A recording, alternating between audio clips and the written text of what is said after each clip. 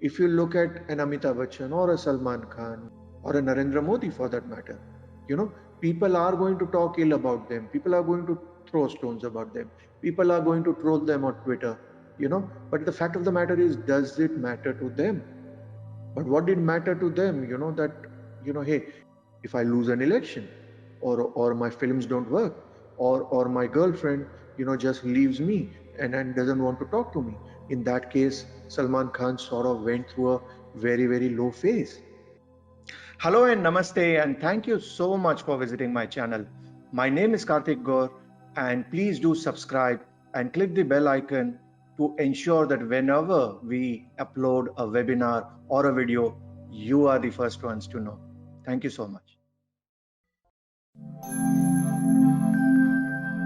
Okay, now these are few rules which I really want you all to sort of try and understand it rather than mugging it up. Okay, the first one is, if the lord of the house is ill placed from Lagna, then there is a personal suffering. Okay, for example, let's say fifth lord is in the eighth house.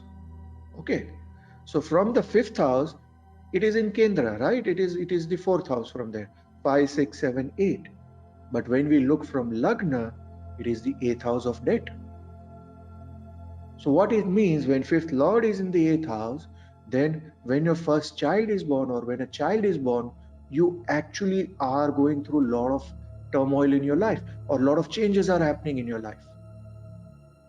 Those of you who have fifth lord in the eighth house, you know, please check your life around the period when your child is born. You will find that, you know, that is the time when there is a lot happening in your life, you know, and generally it's not a very, very feasible time, so to say. You know, it's too many things happening. Maybe you lost your job, maybe there's too much of loans or something happened, you know. Eighth house, right? It's like a transformation. Why? Because the karaka or the fifth lord has gone into the eighth house, or sometimes, you know, let's say Mercury in the eighth house or Surya in the eighth house, and your relationship with your father, or relationship in terms of the finances. So whenever those dashas pick, you know, those are the times you really go through, you know, very, very bad times. And then you look at the lordships. As I told you, the fifth lord in the eighth house, because it is fifth lord. For example, for Mesha Lagna, if Surya is in the eighth house, then Surya is the fifth lord. So though Surya is in the eighth house, yes, there can be a relationship issue, maybe with father, but more so because it is your fifth lord, the changes related to your profession or related to your kids is going to be major when a kid is born, because it is the fifth lord in the eighth house. Similarly, let's say if Lagna lord is in the eighth house, then you are the one who is going to go through the transformation, and that is mostly at a constant place. So sometimes it is said that, hey, because the eighth house is transformation, a person can really transform itself. Now, depending on the Lagna Lord and depending on various other factors, the transformation can be good, where a person actually becomes a very nice soul. Sometimes it could be reverse. A person was a very, very nice soul, and something happened as a result of which the person has completely sort of changed the mindset, and now is full of hatred, right? So those are the minor things. But what I mean to say, always look for the lord of the house. Okay, because lord is the house impact where the event is happening, or that particular event is bad. You know, for example, when you have seventh lord in the 12th house, okay, so what happens is, from Lagna, you know, it is the 12th house. Now, because it is the seventh lord, then the person is either rejecting relationship, you know, or the relationship is always at a loss. Seventh house is also finance. So when seventh lord goes into the 12th house, we say that either the person is rejecting wealth, person is losing a lot of wealth, or person is needs to travel to a foreign land to make up wealth, because the 12th is the house of travel, right? So similarly, you are supposed to sort of look at the basics part of it and help people around and help yourself. in taking simple decisions in life. If you take decisions in a very, very simple turn, things will work out to be very simple for you. If you complicate things, things will get complicated. Okay, what is the second rule? If the karaka is also ill placed, then the suffering is due to one's karma. Okay, for example, let's say seventh lord is in the 12th house. Okay, seventh lord could be anything. Okay, simultaneously, let's say Venus is also in the 8th house. So we see the seventh lord of relationship is in the 12th house.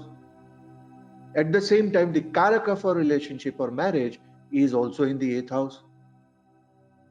So it's like a double whammy.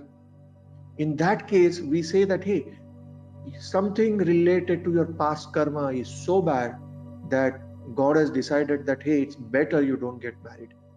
Otherwise, that karmic bondage or that karmic thing is so high that you might end up actually damaging yourself and the other partner both.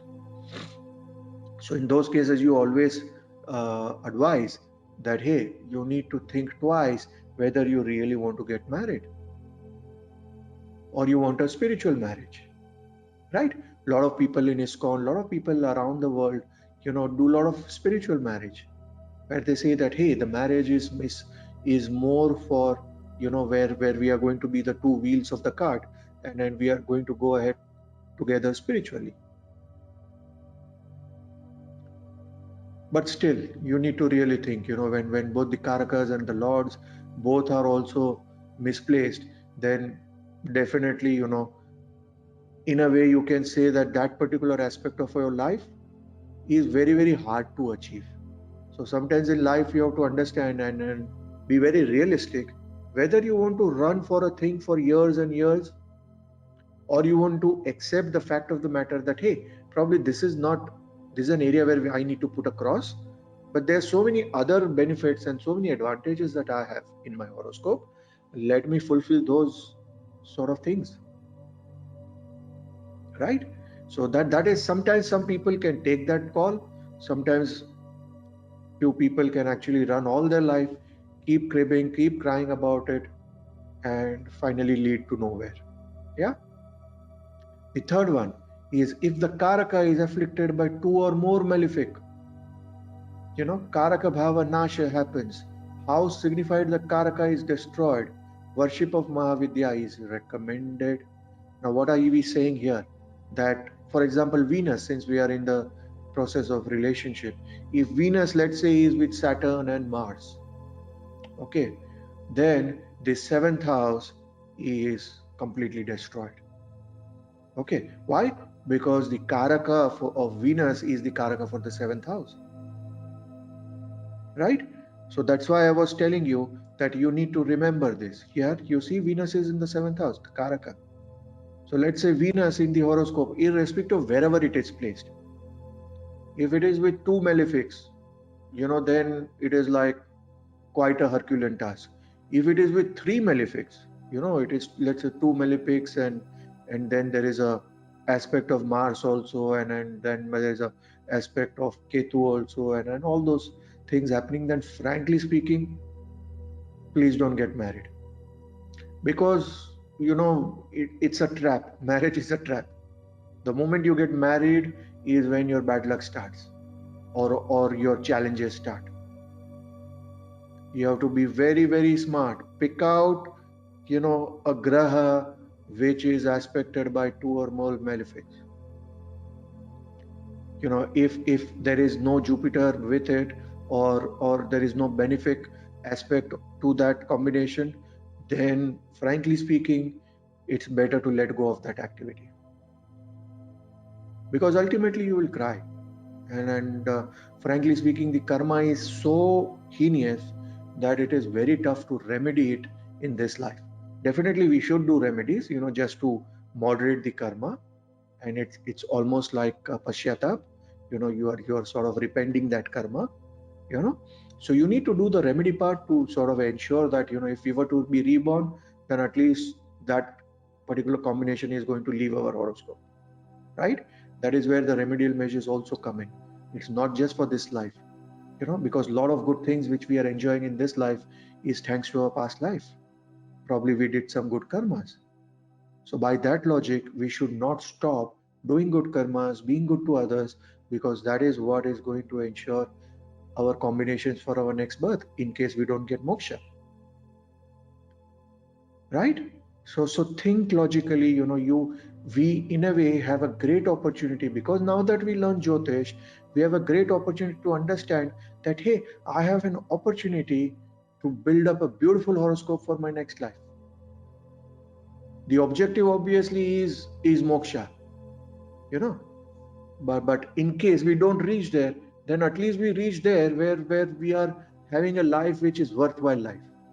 You look at so many people, and sometimes you feel that, hey, this guy is having completely worthless life, so much of money, everything is fine, all they are doing is partying and putting their pictures on Facebook, that, hey, today I was partying here, yesterday I was partying there, tomorrow I'll party here, the other day I was partying at 3 places. Good for you, but what are you doing about something about your next life? This is all the overdraft, or what I say as traveler's check, right? So if you're going to keep spending your traveler's check, which is good, you have come with a fat check, good karmas, but are you doing something whereby you are creating that fixed deposit or a traveler's check when you go back? So these are the things which are so important, and this is what Jyotish does. It checkmates us, right, in various phases of life. And many times a guy like me, who is such a positive thinker, he is going to think very positive about the whole situation, that, hey, this beautiful knowledge is giving me an opportunity to actually take my life to the next level. It's almost like goal setting, that, if it's a very small goal, or they say that if your goal doesn't give you sleepless night, then it's a very short goal or a small goal. Similarly, for all of us, the ultimate goal has to be moksha. We are all trying for that. We are all trying to reach there. But in trying to reach there, even if we slip from a very high pedigree. So our next life is, more fulfilling. We are there to teach others. We are there to do some good mission. We are there to actually, we are born whereby, God wants us to do some unfulfilled karmas, which are pending, which are much more worthwhile. Right? So very, very important. This Karaka Bhavanasha is very important. Especially, we all have one area of life where we are never settled. Right? So find out, the Karaka for that particular thing, and find out the aspects which are coming. Those aspects are the karmas which we have done in the past life, as a result of which we are going through this life. For example, if Mars is with Venus, and then there is Saturn, Rahu, and 2-3 malefics involved, that we were violent, we gave a lot of stress, we gave a lot of negativity, scheming, mind games with our partner. So what happens in this life, probably we have to go through that part of it in our current relationship life. But if you understand that, hey, I have probably done that, then you're sort of ready to handle that karma differently, rather than saying that, hey, I'm in the game and let's play it. No, you don't need to, just leave the field. Simple. Okay. So in the comment section, actually, I want you all, once you look at the video, I want you all to put in the comment section which is one positive planet which is with 2 or 3 malefics, or aspected by 2 or 3 malefics. And then, just write down 1 or 2 problems related to that. And it will be very interesting about learning from each other and how simple rules of Karaka work. Okay. The 4th rule is, if the Lord, of the house is placed too well from the Karaka, then the signification is lost early. Okay. For example, let's say 7th Lord, let's say you are a Gemini Lagna. Okay. Gemini Lagna, the 7th Lord would be Jupiter. And let's say Jupiter is 12th from Venus, okay, then there is a problem where you might lose your husband or wife a little bit early, okay, or let's say your ninth lord being 12th or second from Surya, you know, that is where that is very important. Then the father or your boss or somebody whom you consider as your father is somebody that leaves you very early. Now sometimes it could be a separation also, yeah. So those things are very, very important. Sometimes it might not be physical death, but it might be a long separation. Sometimes I've known of cases where people don't know where their father is, or they don't know if it is they are alive, dead, you know. So it's almost like lost early, right? Because at a practical level that person doesn't have the father. Okay, now the fifth part is, if the lord of the house is placed 6th and 8th from the karaka, then there is great suffering for people indicated by those houses. Very, very interesting. See, the first 212 combination is telling you of, because it is the house of loss, right? 12th house is the house of loss. Second house is all about, so 212 is more of a bandhana coming out of a loss or somebody going away early, you know. Whereas 6th and 8th is more of that nija dosha, more of that suffering and enmity coming because of reasons, you know, whether it was because of them or because of you. Okay, now what does it simply mean? If the lord of the house, you know, let's say if the 7th lord is in the 8th house, okay, or let's say uh, for Gemini lagna, okay, 7th lord is Jupiter, and let's say Jupiter is 6th or 8th from Venus, then there is a great suffering coming from your spouse, which means that you can fall into the trap where you might meet a gold digger, or you know, suddenly your wife becomes your enemy, you know, or suddenly, you know, I've got cases when couple were very, very happy and were in a live-in relationship uh, for 8 years, and then they decide to marry, and within 6 months they are filed for divorce, you know, and they are almost treating each other as enemy. And that's very strange that, hey, you have been together for 8 years. What happened to you? That's where you understand that, you know, the moment that 7th house is activated is a time when probably the 6-8 combination got activated. Till the time they were in a live-in relationship, which is a little different from upapada or marriage, you know, uh, you were okay, you were good friends, you know, your connect was very good, you were able to understand each other, you were able to stay very happy with each other. Suddenly when you marry, you know, a huge sort of problem sort of seeps in. So very important to understand this 212 and 6-8, you know, always look for this combination, especially in relationship horoscope matching, you know, when you are looking at two people getting married, or for that matter two business people, you know, because two businessmen or people starting a business is also almost like a relationship. Okay, if the lord is in place, then the house may suffer, yet the person may not be affected, you know. Let's say this uh, lagna lord is in the 8th house, or let's say second lord is in the 12th house, okay, then definitely, you know, maybe the person might have little problem in terms of, or their family might have a problem with him, but he personally is fine. Okay, it's all about understanding, in every relation there is one partner which is, or one section of people who are getting more affected than the other, right? For example, you know, if you look at an Amitabh Bachchan or a Salman Khan, you know, uh, or a lot of big people, or a Narendra Modi for that matter, you know, people are going to talk ill about them, people are going to throw stones about them, people are going to troll them on Twitter, But the fact of the matter is, does it matter to them? No.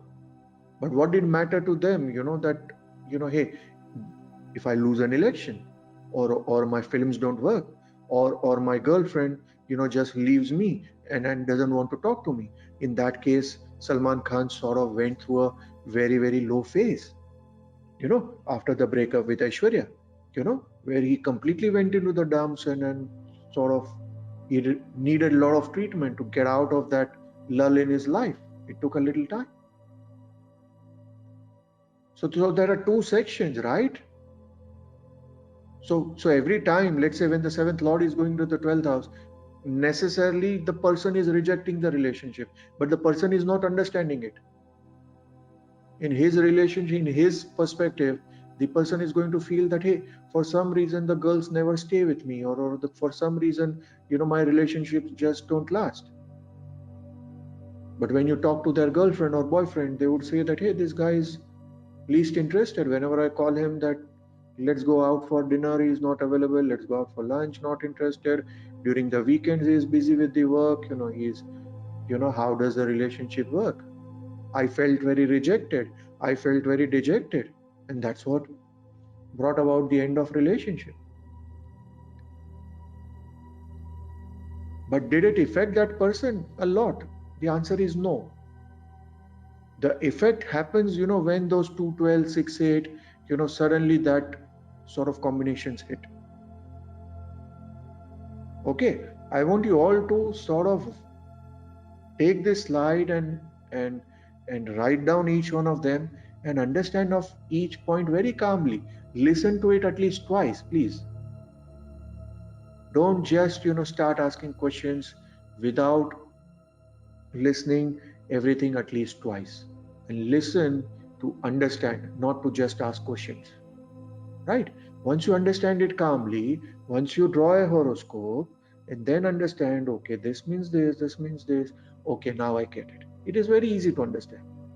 But if you don't apply your mind and just ask questions, then even if there are answers given 50 times, you will not able to understand because you haven't applied your mind. Okay? So do that. Always understand that the Jupiter is the key. Jupiter is generally called as Jiva, which means your life. So whenever you look at this sort of combinations and all, you have to understand that Jupiter is the king, because he's the Karaka for 4 houses. He's the Karaka, and he has that power of Mahadev. He has the Trishul of Mahadev. He has the purity of Vishnu, whereby he can turn the tables for you.